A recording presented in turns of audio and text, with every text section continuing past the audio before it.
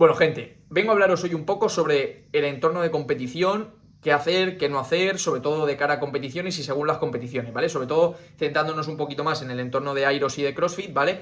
Que muchas veces las competiciones al final tienen sus horas específicas en diferentes segmentos, ¿vale? Porque en el CrossFit tenéis diferentes WODs a lo largo del fin de semana, en Aeros en concreto es una prueba única, ¿vale? Pero bueno, vamos a tener ahí una hora fija en la cual la tenemos. Entonces, prioridades, sobre todo. Mirad, lo importante de cara a una competición, sobre todo al final, es el planteamiento que hayamos hecho de cara a esa competición. Porque realmente, aunque hagáis una carga, no va a determinar o cambiar vuestro rendimiento total en esa carrera. Puede matizar ciertas cosas, puede prevenir ciertas cosas, puede daros una mejor hidratación y que al final estéis un poquito mejor, pero realmente es toda la estrategia anterior, ¿vale? Entonces, primero voy a hablar de cara a lo que yo suelo enfocar de cara a estrategias de competición. Por ejemplo, imaginaros que tenéis una competición en noviembre, ¿vale? Estamos ahora mismo en septiembre, ¿vale? Entonces, yo, por ejemplo, siempre voy a primar que todo lo que haya que hacer a nivel de cambio estructural físico se haga previo a esta competición. Por ejemplo, queremos tener más masa muscular para tener más potencia, para tener un mejor rendimiento. Vale, esto tiene que haber ocurrido previo a esa competición y esa competición siempre ya ese mes se tiene que trabajar en un entorno energético acorde a esa competición, es decir, dar al cuerpo la energía suficiente sin tampoco saturar a nivel digestivo. De nada sirve si estamos en un volumen, por ejemplo, en una hipercalórica, que estamos metiendo 4.000 calorías, 4.500, que estamos intentando poner masa muscular, de nada sirve llegar a esa competición con tantísimo rango calórico, porque al final el entorno digestivo todo nos va a lastrar un poco de cara a esa competición, ¿vale? Hay que ir con el rango perfecto de calorías. Esto normalmente está en el entorno de una normocalórica. A mí me encanta entrar a esas competiciones en un entorno de dieta normocalórica, porque es algo súper efectivo, ¿vale? Es un plan de alimentación que al final te cubre energéticamente sin generar un excedente. Las digestiones también, el nivel de comida generalmente está bien, depende del peso, depende de todo, pero es una dieta muy cómoda que nos va a dar lo que necesitamos de cara a esa competición y nos va a hacer muy fácil luego meter un protocolo, ¿vale? Porque las calorías, todo va a estar muy controlado. Entonces, todo lo que vayamos a hacer en cuanto a cambios hay que hacerlo previo. Lo mismo si es una bajada, si hay que bajar un poco, quitar un poco de grasa o quitar peso como tal para una competición, esto tiene que haber pasado previo y luego ese mes de la competición meter otra vez esa pequeña carga energética a través de una normocalórica igual, yo lo hago igual si tanto es bajada como es subida, y esto os va a dar, solo con esto ya vais a tener muchísima más energía y vuestra competición va a salir mejor que sin ningún tipo de estrategia, ¿vale? Ahora, ya luego viene la semana como tal de la competición, ¿vale? Aquí yo sobre todo priorizo los días de antes y los días de la misma competición, porque al final la energía es efímera en cuanto a que tú la metes y se va a gastar, ¿vale? O sea, el cuerpo la puede retener, evidentemente, depende el tipo de energía que metemos y si hay un excedente o no, pero realmente el cuerpo tiene una función que es absorber energía. En concreto hay cierta energía rápida, ¿vale? Que estamos hablando de carbohidratos simples, pero para facilitaros un poco la explicación, que va a utilizar al momento. Entonces lo importante es ver qué utilizamos en ese momento o en ese entorno de la competición, ¿vale? Entonces aquí sobre todo, primero hay que quitar o eliminar cosas que nos pueden perjudicar. Por ejemplo, la fibra, ¿vale?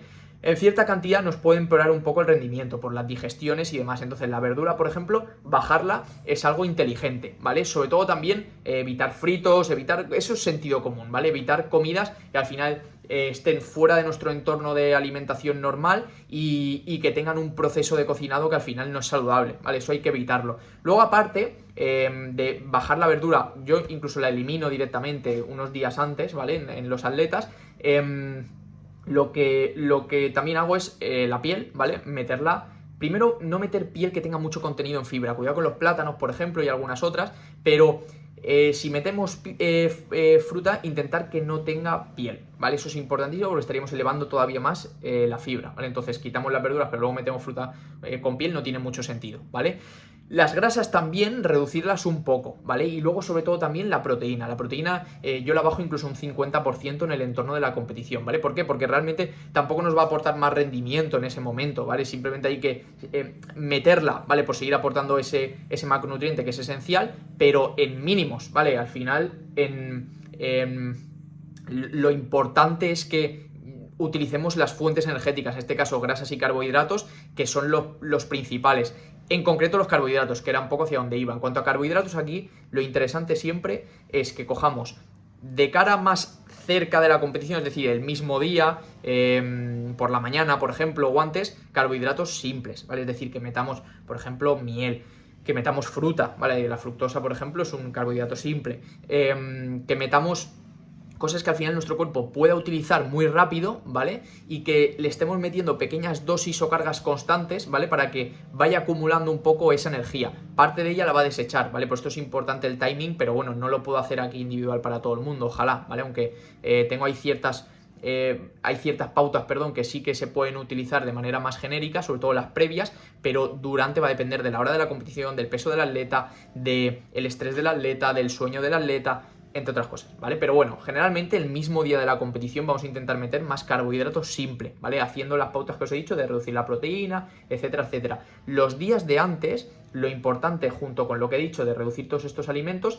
es introducir mucho carbohidrato, ¿vale? Yo lo que hago es introduzco bastante carbohidrato complejo, hago una carga de carbohidrato complejo, ¿vale?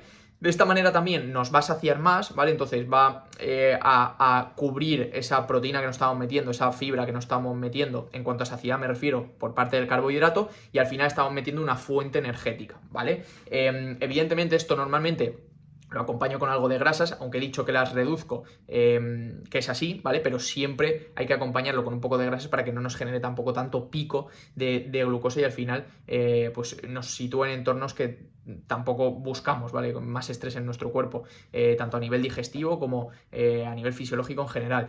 Entonces, ese carbohidrato complejo vamos a meterlo en un por dos, por ejemplo, de lo que solemos hacer, sobre todo los días de antes, ¿vale? Tampoco hace falta a lo largo de todo el día, con meter un poco más en la comida y un poco más en la cena, ¿vale? Incluso en la cena del día previo, yo ahí sí que suelo buscar ese hidrato de carbono complejo, incluso cercano al fallo, es decir, de comer todo lo que podamos sin que nos siente mal, con sentido común, evidentemente, y como hemos bajado la proteína y la grasa, pues evidentemente nos va a ayudar un poco porque comida que quitamos, comida que añadimos por otro lado, ¿vale? Y ya luego el día de la competición, la prioridad es hidratarnos bien, es decir, que elevemos un poquito nuestro sodio, que elevemos un poquito también nuestra ingesta de líquido, ¿vale? Que vayamos con una muy buena hidratación y luego ya va a depender de la tolerancia individual de cada uno. Me he encontrado con todo tipo de gente, ¿vale? En cuanto a gente que, a la mínima que metemos mucho hidrato simple o simplemente cargamos de más, esas digestiones pues al final le hacen tener una mala competición o le hacen ir con un poco de angustia. Hay gente que con el estómago mucho más ligero se nota mejor, hay gente que no, hay gente que con